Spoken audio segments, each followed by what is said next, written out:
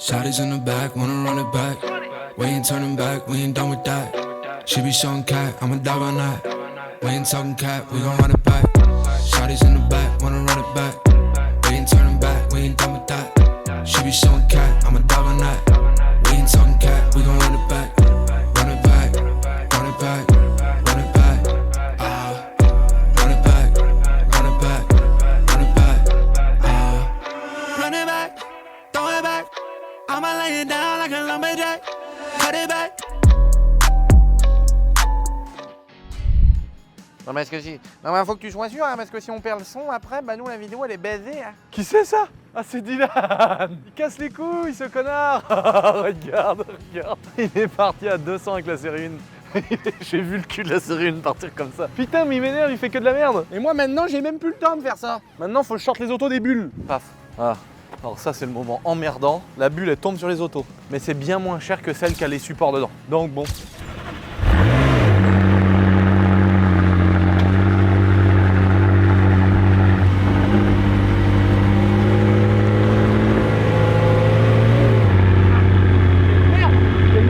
Là-dedans.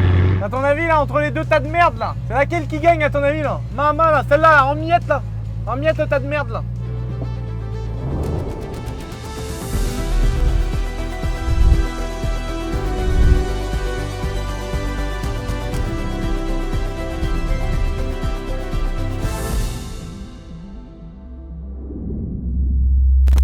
Alors déjà, premier ressenti, on a fait 3 mètres. Hein. Premier ressenti, j'ai l'impression d'être sur une journée karting, frère. Genre déjà, le baquet, il te prend. Alors, c'est un avantage quand tu vas faire du circuit, parce que là, tu sens que t'es keblo dans le bordel. Donc pas réglable comme ça, pas réglable en inclinaison, c'est juste avancer, reculer. Et le baquet, t'es dedans, frère. Par contre, le volant un peu avancé comme ça, là, j'ai vraiment l'impression d'être sur un truc, un simulateur, frère. J'ai l'impression d'être pas dans une voiture.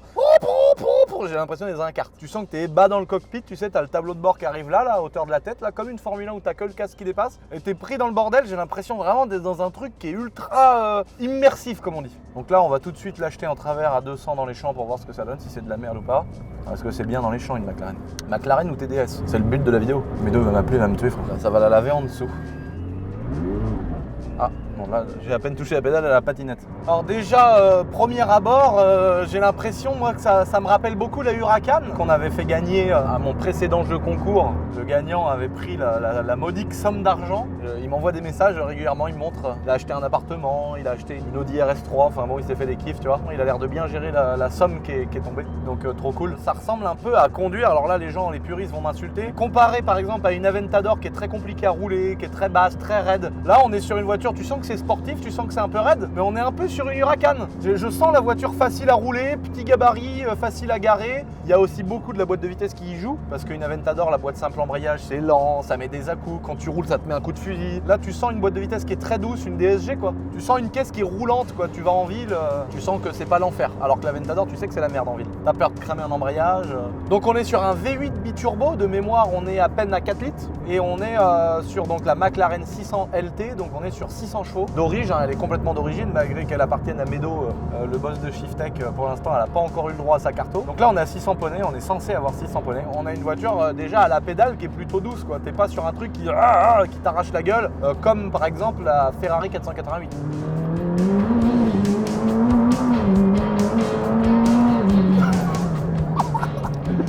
Ah le kart les gars. Alors il y a un truc qui m'a surpris de ouf, on vous mettra ça dans les beaux plans qu'on a fait. On a été en ville tourner des beaux plans à la caméra car et tout, donc dans mon beau centre-ville d'Angers. Et en fait on s'est aperçu qu'une fois que la voiture était chaude, simplement au rétrogradage ça fait des flammes bleues. Alors vu qu'on est sur 2 cheminées en hauteur, on vous montrera après, on a 2 belles flammes bleues. On va vous faire une petite présentation extérieure de la voiture et on va vous mettre les belles images qu'on a tournées de nuit. Donc restez connectés les amis, vous allez voir, les flammes c'est quelque chose.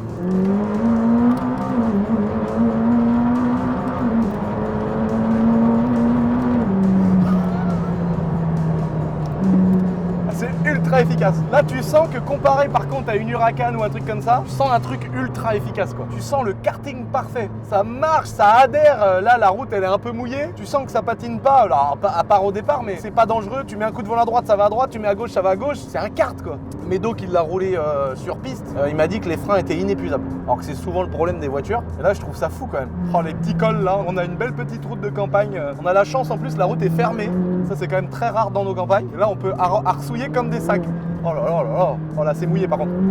Oh mais par contre, tu le sens. Quand c'est mouillé, tu le sens direct, faut avoir le coup de... Faut avoir le réflexe, hein, putain. Oh là là, pardonne pas la caisse. Oh non! Ah, bah, du coup, elle est fermée, mais on sait pourquoi. Putain. Oh l'enfer. Putain, il y a du ciment partout, frère. Qu'est-ce que c'est que cette merde? Putain, ça tient. C'est mouillé, quoi. Voilà, dès que tu touches à la palette, ça pète un coup.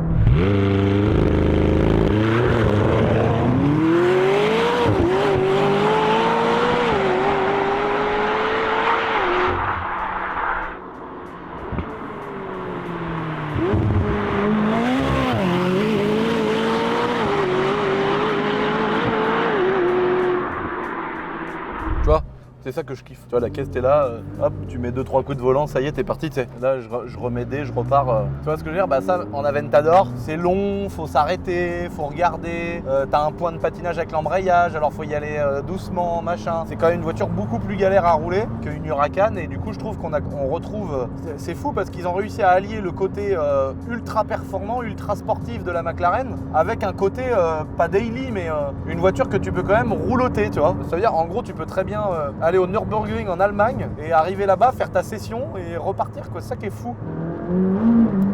Ouais, brûlez, elle a brûlé. Ça patine, elle fait de la patinette.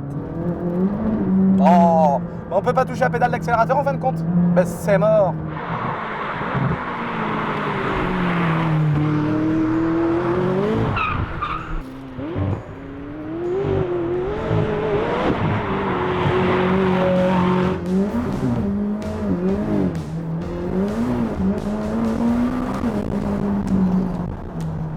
On remet en drive, on enlève cette connerie là. C'est bon, hein, ça suffit. Oh la vache! Bon, c'est cool d'avoir pu faire le sac un peu et de profiter de cette petite zone en travaux. Visiblement, on a roulé sur du ciment, donc Médo, si dans les radiateurs il y a 2-3 kg de ciment, tu nous en voudras pas. Je sais pas ce qu'il y avait sur la route. On peut voir que c'est vraiment un truc de malade en fait la caisse. Quand t'accélères, là on est sur route mouillée. Et j'ai vraiment fait le port pour faire des petits appels contre-appels là. Je suis vraiment arrivé très fort au freinage, accéléré pour faire un peu glisser la caisse. Avec beaucoup d'autres voitures, on parle même pas de BMW, c'est éliminé directement.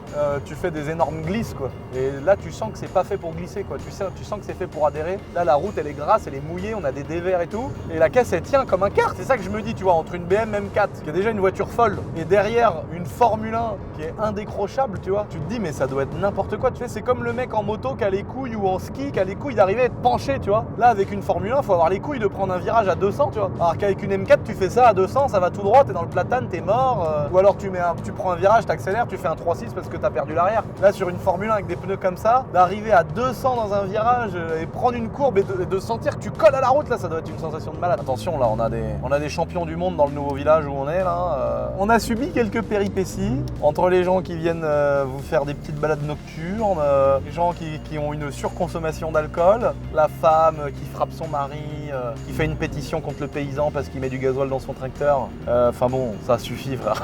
On a le folklore de la campagne. Je voulais pas renoncer à ça. Moi j'étais content dans la profonde campagne où j'habitais avant. Si tu veux, on voyageait dans les chemins communaux, etc. Et on avait pas des voyeurs, mais des exhibitionnistes, les chasseurs alcoolisés. Enfin, on avait tout un tas de choses qui fait le florilège, qui fait le folklore de la campagne. Bah, aujourd'hui, on les retrouve de manière un peu différente dans ce nouveau village qui est toujours un village de campagne, qui est beau. Moi j'adore, on a vraiment un très beau village.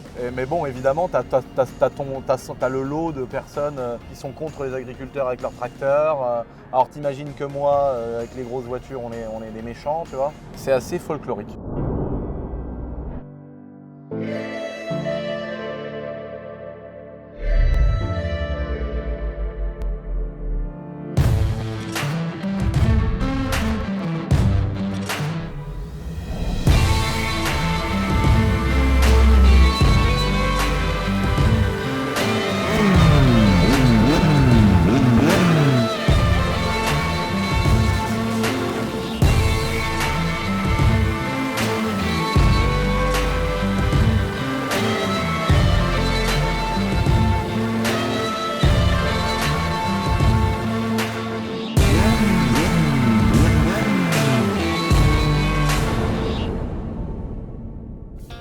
Alors là les amis, je dois vous annoncer quelque chose. Putain mais Quentin il écoute des vidéos de cul toute la journée là, qui si chiant.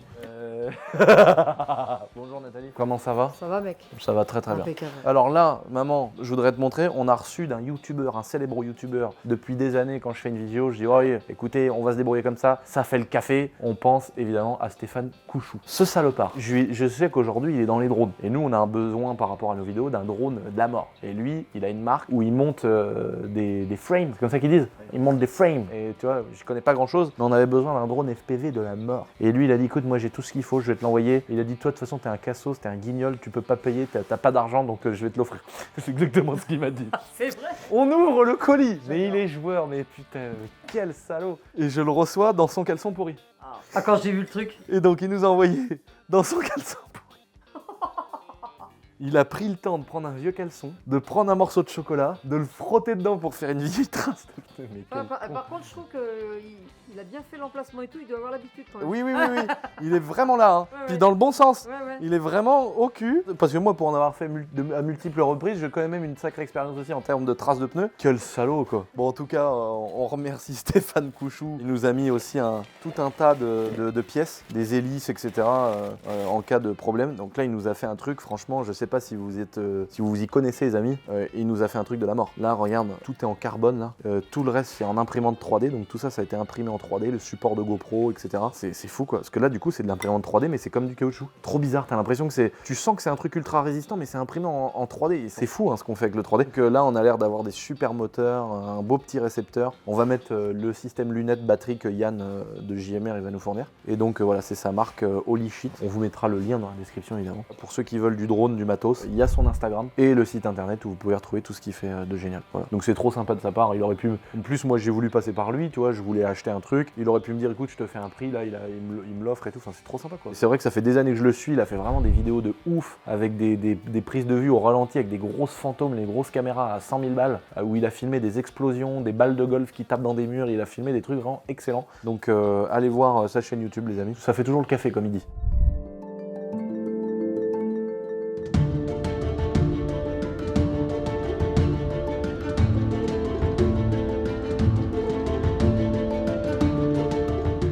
Bon là les amis, on rejoint tout ce que j'aime, le patrimoine. Alors merci déjà premièrement, merci à nos mairies compétentes, à nos mairies qui ne vendent pas les bâtiments, à nos mairies qui entretiennent. Parce que mine de rien, malgré qu'on ait l'impression de voir un château écroulé, on est sur un château qui a été dévasté par une tempête il y a plusieurs siècles. En tout cas c'est apparemment l'histoire, qui est aujourd'hui devenu un jeu de boules, c'est très rigolo, un boule de fort. On a quand même des mairies comme ici où ça entretient le patrimoine, ça met des barrières pour que les petits gamins qui veulent se droguer en cachette, ils aillent pas commencer à faire des beuveries et toute autre festivité à but de se droguer et de s'alcooliser à outrance, ce que je n'ai jamais fait. Donc j'ai le droit de critiquer. Laissez-moi tranquille. Oui, les gens, oui, il faut bien que jeunesse se passe, machin. J'ai passé une super jeunesse. J'ai pas bu, je me suis pas drogué, j'ai pas fumé de pétard, j'ai pas fait des photos sur mime avec un trou de balle comme as, frère, pour gagner 1000 € par mois. Laissez-moi tranquille. C'est ça qui est bien, c'est que plus tard, quand mes enfants ils vont me dire, oui, bah toi, t'as pas eu une jeunesse. Bah oui, j'ai eu une jeunesse, mais moi, quand j'avais 14 ans, je fumais pas, je buvais pas, je faisais pas n'importe quoi. Donc j'ai le droit de critiquer les gens qui s'alcoolisent à outrance, et je pense qu'aujourd'hui on vit dans une société qui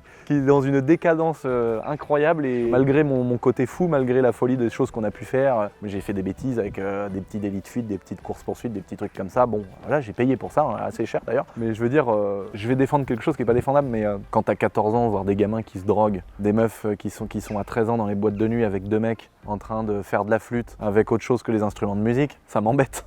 J'ai peur, j'ai pas envie de faire d'enfant, quoi, j'ai peur, mec. Tu vois, c'est ça que je me dis, je me vois pas avec un snipe posé sur le toit de ma caisse, en train de viser par la fenêtre d'une boîte de nuit et me dire si lui touche ma fille, je lui fous une balle de 308 dans la tête. Non, je peux pas, tu vois. J'ai peur, frère. Et en même temps, j'ai peur d'être trop strict avec mes enfants et qu'ils veuillent bravir je sais pas si ça se dit, les interdits, tu vois. C'est ça le problème. C'est que moi, tous mes potes qui fumaient, qui se droguaient, etc., c'est des potes qui avaient rien le droit de faire. Moi, j'avais le droit de faire beaucoup de choses. J'ai pas trop fait la merde. Alors, est-ce que c'est une exception? Je sais pas. Enfin bon, peu importe. Mais ça me fait très peur. Donc, soyez attentifs avec vos enfants. Les restreignez pas trop parce que je pense que ça peut être la source du problème. En tout cas, pour revenir à cette McLaren, regardez-moi cette beauté, les amis. Je suis très content de pouvoir vous la présenter. Ça faisait longtemps qu'on n'avait pas présenté de voiture. Et là, je suis très content de pouvoir pouvoir essayer cette voiture, la nouvelle voiture de Meadow. Alors il y a un truc moi qui m'étonne déjà premièrement sur les McLaren, c'est donc les freins qui sont, alors est-ce que c'est ultra léger ou pas, mais on est quand même sur des petits freins, on n'est pas sur le machin qui prend la moitié de l'étrier avec des plaquettes frère, c'est un iPhone 14. Là j'ai l'impression quand même c'est quand même des petits étriers. Après la surface de frottement m'a l'air assez épais, tu vois, contrairement par exemple à l'Aventador. L'Aventador elle a des énormes disques, des énormes étriers, mais par contre la surface de frottement elle est moins épaisse qu'ici. Donc qu'est-ce qui joue là-dessus, tu sais, un peu comme une M5 avec des grosses épaisseurs de flanc là. Après l'aéro il est taffé de ouf sur la caisse, moi j'adore. L'étrier arrière, c'est ce que je reproche beaucoup à certaines marques de voitures, c'est que si tu veux ils taffent pas les étriers arrière. Devant t'as des pinces magnifiques, des formes incroyables, la moitié du disque, un gros diamètre, et à l'arrière ils te mettent un étrier de 530D frère. Ça je peux pas accepter ça. Genre les BMW, oh le désastre qu'ils nous ont fait sur la M3. La M4 F80, ils nous avaient fait des beaux freins arrière. On avait un monopiston qui freinait pas, mais au moins ça avait de la gueule. Là, la G80, ils ont remis une pince de 530D derrière. Et ça, je trouve ça inadmissible. Surtout pour 130 000 € la voiture. Bon, là, on a le fameux système de frein. Donc là, tu sais même pas s'il y a une différence entre l'avant et l'arrière sur la McLaren. Avec un deuxième étrier de frein, il y en a pas mal qui se posent les questions. C'est vrai qu'on n'en avait jamais trop parlé. Donc là, on a l'étrier de frein classique. Et ici, on a l'étrier de frein à main. Donc en fait, c'est pour ça que c'est dissocié. Vu que c'est un freinage céramique avec tout un système de fusée et de mécanismes très précis, très allégés, on essaye de chercher du poids. Sur ces voitures-là, il n'y a pas le milieu du disque en fait. Normalement, le milieu du disque, il ressort un peu. Et dedans, tu as des garnitures avec des tambours. Donc des tambours, c'est des garnitures qui vont venir s'écarter pour frotter sur le milieu du disque, enfin dans le moyeu en fait. Et c'est comme ça que fonctionne un frein à main classique sur une voiture. Et du coup, là, en fait, pour un gain de poids et de pièces, et pas faire des disques avec un frein dedans qui pourrait chauffer, etc. Et bah, il y a un système de frein à main qui est déporté ici. Donc ça, c'est juste l'étrier pour le frein à main. Sur les Ferrari, par exemple, la 488 et la 458, à l'arrière, l'étrier, il prend vraiment la moitié du disque. Mais en fait, il y a une partie de l'étrier qui est dédiée uniquement au frein à main. Donc c'est le même étrier, mais il y a deux systèmes de freinage dedans. Autre chose qui m'a impressionné, la monte de pneus. On est sur une voiture qui est particulièrement adhérente, une voiture qui tient la route de ouf, tu vois. Là, pour l'avoir bien essayé, tu vois, tu sens que ça tient le pavé à mort, et même sur circuit, hein. Enfin, clairement, j'ai roulé avec Meadow, moi j'étais en Huracan, il était avec son autre McLaren. Oui monsieur, il a deux McLaren. Après frère, quand c'est une goutte d'eau dans la mer, qu'est-ce que t'en as à foutre d'en avoir 2 ou 15? Il a roulé et tu sens qu'une McLaren c'est quand même, enfin c'est fait quand même un peu pour la piste, c'est un peu comme une GT3 RS ou une GT2 RS, tu sens que c'est des caisses, elles sont à l'aise de ouf quoi. Et par contre, ce qui m'a impressionné, c'est que c'est là qu'on voit peut-être le taf qui est ouf sur le châssis, c'est qu'on est sur des pneus en 285, donc 285 35 20. Donc en fait on n'est pas si loin d'un TDS frère, en Rocket Bunny. Non mais mon TDS il est en 255, là on est en 285, c'est pas non plus le jour et la nuit tu vois. On est loin du 355 de l'Aventador, je sais pas si vous vous rendez compte. L'Aventador les gars elle est en 355. Et donc là c'est là où on imagine un travail de châssis qui est ouf, et que bah, t'es en 285 et t'as un truc qui adhère de ouf. Bon je pense que les Michelin Pilot Sport mais mon chibre ils y sont pour quelque chose. C'est toujours la même manière en fait, t'as des pneus soit qui adhèrent à la mort mais du coup qui s'usent vite, soit des pneus qui sont un bon compromis entre les deux et qui vont bien, soit des pneus qui adhèrent pas mais qui coûtent pas cher, mais qui durent longtemps. Et donc là, les deux cheminées, on voit les clapets qui sont juste dedans. Donc en fait, avec ouverture ou fermeture, en fait c'est un bypass qui te fait passer par un silencieux ou pour une sortie beaucoup plus libre. Je trouve ça quand même fou d'avoir mis un échappement là. C'est un peu dommage pour les préparateurs ou pour les accessoiristes, parce que là du coup à Krapovic, je sais pas ce qu'ils proposent quoi. L'arrière, le diffuseur de la mort. Ça, je trouve ça ouf, tu vois, le truc, c'est un rotovateur. Quand tu vois la taille des grosses pièces en plastique ou peut-être en carbone, je sais même pas, c'est possible que ce soit du carbone. Tu sens qu'il y a un réel intérêt de faire passer les flux d'air comme il faut, les feux. En fait, tout ça, c'est vraiment une grille pour faire ressortir l'air chaud. Et là, le feu arrière, c'est juste ça. Et là-dedans, ils arrivent à te caler les clignotants, les feux de recul, machin. C'est un truc de fou. Même le travail sur l'aérodynamique, il est incroyable quoi. La monocoque carbone de la mort. Donc tu le vois en fait juste à côté des tapis de sol qui sont pleins de terre. Tu peux regarder. En fait tout est en carbone. C'est comme l'Aventador en fait. Bon là en plus d'avoir des sièges qui sont complètement en carbone, tu peux voir derrière. On est quand même sur du vrai baquet carbone complet et tout. Moi je trouve que c'est ouf, ces seuils de porte là qui sont très larges, très ouverts. Tu ouvres la porte en fait, t'as l'impression qu'il manque quelque chose. Parce qu'en fait la porte elle est ultra large et elle représente vraiment une grosse partie de la carrosserie extérieure de la voiture. Et l'intérieur c'est trop chelou. En fait les portes pareil elles sont bizarres. La Lambo elle est pas comme ça. Là je crois que c'est, je sais plus ce que c'est, papillon, c'est les Mercedes SLR là je crois. Et ça c'est Élytre, je sais plus trop. L'intérieur il est vraiment particulier. Quand t'es dans le baquet, t'es posé, je te dis t'as vraiment la tête qui dépasse du panneau de porte et du tableau de bord. Et t'as vraiment cet effet karting quoi. Après l'intérieur faut kiffer, moi j'aime bien le côté full Alcantara comme ça, je trouve ça stylé, c'est vraiment sympa quoi, surtout que c'est Alcantara carbone, ça se marie vraiment bien. Ils ont vraiment fait une belle voiture. C'est une voiture qui doit coûter entre environ 250 000 €. Donc pour 250 000 €, tu as aussi, bon peut-être aujourd'hui ça a remonté, mais tu avais il n'y a pas très longtemps une Huracan performante. Tu as une 488, une Ferrari 488 qui est quand même des voitures qui sont très bien finies, qui marchent bien, qui sont pas fiables, hein, mais bon, voilà, c'est ça qu'on aime. Qu'est-ce que tu veux? On aime les merdouilles. Alors il y a un truc qui est rigolo aussi, je trouve, c'est d'avoir la clé qui se cache. En fait, le détecteur de la clé, il est dans une poche qui est juste devant le siège. Donc en fait, ta clé, tu viens la glisser dans la poche juste devant le siège. Alors c'est une bonne idée parce que quand tu commences à attaquer, si tu as tout qui vole dans la voiture, c'est quand même pas mal. Plutôt que de poser ta clé là et de la voir partir derrière, la chercher sous le siège, avoir un accident, là au moins elle est dans une petite pochette. Tu peux cacher ça, frère, c'est vraiment pas mal. La petite caméra là-haut, là, la petite dashcam là, qui est calée dans le ciel de toi, ça c'est rigolo aussi. D'avoir la petite caméra qui peut enregistrer ce que tu fais sur circuit, s'il y a une galère sur la route, etc. Ça enregistre avec du recul sur ce que tu as fait. Hein. Je sais pas combien de temps exactement, mais c'est quand même un truc qui peut être pratique. Là, je verrais bien un bel urinoir ici, un Jacob de Lafont ou un Gerbery. De mémoire, c'est les mecs qui retiennent trop les noms. Un beau Jacob de Lafont, là, tu mets ça chez toi, devant ton château, et t'arrives, frère, et tu pisses dedans. Non, pour être plus sérieux, on a quand même pas mal de coffres. Plus que dans une Huracan, il faut savoir qu'une Huracan, c'est vraiment un enfer. Il y a vraiment de quoi enfiler une mallette. Dedans, il n'y a pas de vide-poche, il n'y a pas de boîte à gants, il n'y a rien. Bah, l'Aventador SV, vous verrez ça dans la présentation, je vous ai promis que je vous ferai une présentation de mon Aventador SV. Alors, on a tout fait à l'envers, la carto, la ligne d'échappement, mais je vais vous faire une vidéo de présentation où on va vous parler de la voiture, vous expliquer le ressenti à conduire, montrer le coffre, etc. La Aventador, frère, alors oui, tu as de la place devant, mais alors dedans, il n'y a rien. Il n'y a pas de boîte à gants, il n'y a rien, tu peux rien mettre, même ton téléphone. J'ai dû demander à la tante, cousine de la famille de me coudre un petit pochon, frère, pour caler entre les deux sièges, pour pouvoir mettre mon téléphone. Parce qu'il n'y a vraiment nulle part où mettre ton téléphone, même pas, t'as même pas un creux où tu peux caler ton téléphone. C'est l'enfer, la Aventador. Je sais que sur la 576, c'est une procédure, frère, faut être ingénieur pour lever le capot. Et là, je sais pas comment ça se passe en fait. Tu vois? Arracher un truc. Je sais pas du tout comment ça se passe, je vois pas de vérin.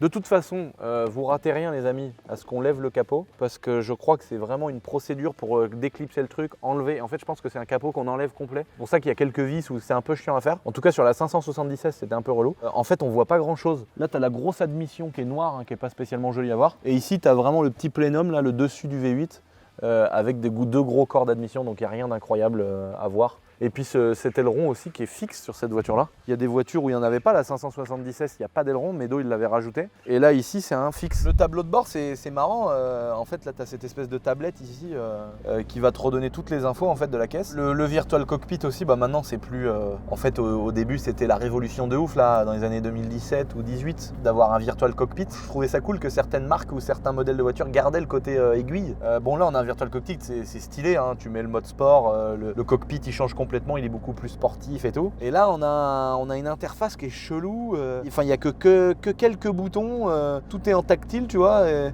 c'est vraiment fait bizarrement en fait. On a l'impression que c'est, tu sais, ça me fait penser au jeu Fallout 4, je sais pas s'il y en a qui connaissent, tu sais c'est le jeu qui est un mix du passé et du futur. Et du coup voilà, ce jeu vidéo il m'avait marqué parce que j'étais bloqué à un niveau, j'arrivais jamais à le passer, ça m'a rendu fou, enfin bon peu importe. Je trouve que ça fait un peu ça. On a à la fois le côté futuriste des formes arrondies, là on a cette espèce de plug anal posé juste là, le petit micro plug anal frère qui est posé là c'est trop chelou. Et d'un autre côté on a une interface qui est toute futuriste en carbone avec des arrondis de la mort machin. Dedans on a des vieux fichiers frère, on dirait qu'il faut mettre une disquette, tu vois. Ça fait vieux je trouve. Alors évidemment vous inquiétez pas, hein. Commencez pas à dire que je critique machin. La Lambo, vous n'êtes pas prêts. Hein. Elle est de 2019 ou 2018 la voiture. L'interface, elle a 150 ans, frère. Mais en tout cas, ça fait quand même vieillot, je trouve. Les petits carrés comme ça, blancs et tout. Ils auraient pu mettre un truc un peu futuriste avec de la couleur ou des espèces d'émoticônes ou de fichiers plus jolis. Bon, peu importe, c'est fonctionnel. Le son Bowers et Wilkins, là, je connaissais pas. C'est un peu comme Bang & Olufsen ou Harman Kardon. Ça marche très bien. Le son est vraiment quali, quoi. Donc voilà, il y a plein de choses comme ça qui font qu'on peut pas s'en plaindre. En tout cas, la finition est propre, les coutures sont propres, ça fonctionne bien. C'est pas mal. Par contre, il y a trop de trucs chiants. Genre ça, je trouve ça ultra chiant, le fait que tu peux pas mettre drive sans avoir ta ceinture. Alors oui, c'est bien, c'est la sécurité, mais quand t'es chez toi en train de faire un créneau, ça casse les couilles. Mettre ta ceinture, l'enlever, machin truc, c'est chiant. Tu vois, là tout à l'heure, je l'ai sorti de la bulle, je la bouge, machin, c'est relou. Donc bon, il y a 2-3 trucs comme ça un peu chiants, mais ça va. Hein. Chaque voiture a ses petits défauts. En tout cas, elle en a pas beaucoup. Putain, les douves du château, frère, ça devait être rempli partout ici à l'époque. T'avais le château fort et l'église juste à côté. Bon, putain. Mais pourquoi je suis pas né à cette époque-là? Alors ça devait être moins bien. Faut se dire que ça devait être moins bien, moins de confort, mais on se serait pas rendu compte, c'est comme aujourd'hui. Il y a des gens qui vont dire putain, mais t'imagines à cette époque-là, en 2022, frère, t'avais le droit de monter une entreprise, t'avais le droit de travailler, tu vois. Je sais pas, ça se trouve dans 200 ans, ils vont nous mettre de la nourriture dans la bouche et va falloir qu'on travaille pour l'État, je sais pas. Il y a des pays où c'est comme ça, tu sais, ça fait peur un peu. ça ou la Huracan? Je préfère ça ou la Huracan? Très bonne question. Je vais te dire que je préfère la Huracan parce que moi je suis très branlette, Rolex en or, bling bling, malgré que je suis pas comme ça du tout. En fait, je suis pas comme ça, mais j'aime bien le côté un peu frime de la Lambo. Tu vois, mais l'efficacité de la McLaren, je préfère sur circuit, mais sachant que je fais pas beaucoup de circuits pour plusieurs raisons. D'ailleurs, j'aurais préféré vous faire l'épisode sur une piste comme à Bordeaux, en essayant de la foutre en travers dans tous les sens, la faire fumer et tout. Le circuit est fermé. Tous les autres circuits qu'on essaye de solliciter pour venir faire des vidéos, bah, faut pas faire de drift. C'est 800 € l'heure de tournage. Enfin bon, il y a un moment donné, je veux bien qu'on me dise, écoute, c'est 1000 balles pour toute la journée. Bah vas-y, je paye 1000 balles, tu vois. Je veux bien louer le circuit pour 1000 balles, ou alors prendre une matinée pour 1000 €, 2000 €, tu vois. Je l'ai déjà fait plein de fois, mais commencer à payer 800 € de l'heure et après faut dégager, enfin c'est mort quoi, j'ai pas le temps de faire ma vidéo, j'ai pas envie de la bâcler. Hier j'étais sur circuit avec ma 500 CR, j'ai fait un wheeling parce que tu vois bien une 500 CR, il y a un petit peu de couple, tu sors du virage, ça lève, bah tu passes tous les rapports en wheeling, on sait ce qu'on fait, tu vois, je suis pas en train d'essayer de faire des trucs que je connais pas. En direct, le gars qui est super sympa, mais lui il y peut rien, c'est le système qui est comme ça. Il m'a dit ah non, et ici c'est interdit de faire des wheelings. C'est-à-dire qu'alors aller au Mans par exemple sur une session track day avec une Porsche ou n'importe quoi et qu'on te dise il n'y a pas de glisse à faire, déjà je trouve ça aberrant frérot, comme dirait GMK. Je trouve ça aberrant qu'on interdise de faire de la glisse. Et là en moto frère, une journée moto, sortir d'un virage, lever sur la puissance de la moto, direct dire ah non c'est interdit. Mais mec, c'est quand même pas possible, mais dans quel pays de con on est quoi? Alors en fait j'ai la réponse. La réponse à la question elle est très simple, c'est que bah, t'as forcément des mecs qui veulent sortir en wheeling, qui savent pas faire des wheelings, mais du coup vu qu'ils se sentent pousser des ailes ou qui passent devant les paddocks où il y a des gens qui regardent, le mec il commence à faire une levée, il s'est pas levé, il repose la roue avant, il guidonne, il se couche par terre, le carter d'huile en vrac, il y a 3 litres d'huile sur 150 mètres et du coup la piste elle est keblo pendant toute la journée, et du coup tous les mecs ils ont payé une journée à 200 balles et au final bah, ils attendent que la machine elle lave pendant 3 heures. Donc quand tu viens pour faire 4 heures de moto et que tu te fais baiser par 3 heures par un connard qui sait pas faire de wheeling, bah t'as le seum. Alors voilà pourquoi j'ai acheté tant de pâture. Parce que là on pourra pas me reprocher de drifter, on pourra pas me reprocher de faire ça. En tout cas les amis, j'espère que vous avez kiffé cette petite vidéo au sujet de cette McLaren. J'ai bien envie de vous présenter, en fait je l'ai fait parce que ça faisait vraiment longtemps que j'avais pas présenté une voiture tout simplement comme ça, petite vidéo de chilling, tranquille, on est pas là pour se manger la vie, on va pas se mentir. C'est vous qui m'avez dit, j'étais pas sûr de vouloir faire une vidéo comme ça, vous m'avez dit allez petite vidéo sur la McLaren, donc on va vous présenter également l'AMG GTC de ma mère. On va vous présenter également une prochaine voiture qui va bientôt arriver sur la chaîne YouTube et on va vous présenter ma Aventador SV. On va faire des belles images, on va bien se gâter, on va bien se gaver sur cette voiture. N'oubliez pas de vous abonner à ma petite chaîne YouTube les amis. J'ai plein de nouveaux contenus, de nouveaux concepts de vidéos qui arrivent. J'espère que ça va vous plaire. Je suis un petit peu en stress, mais je vais faire des choses un peu différentes. Donc voilà, c'est très important de vous abonner les amis pour me soutenir et mettre la petite cloche de notification. Après, si tu veux aller jusqu'à mettre un like, tu soutiens vraiment, mais ça fait plaisir. Voilà, ça fait très plaisir. Tu mets un petit like, plus l'abonnement. Ah, la clochette, frère, la fée clochette. Je vais pas te mentir, la ceinture de chasteté, frère, ça suffit. Je vous dis topette les amis, et à bientôt!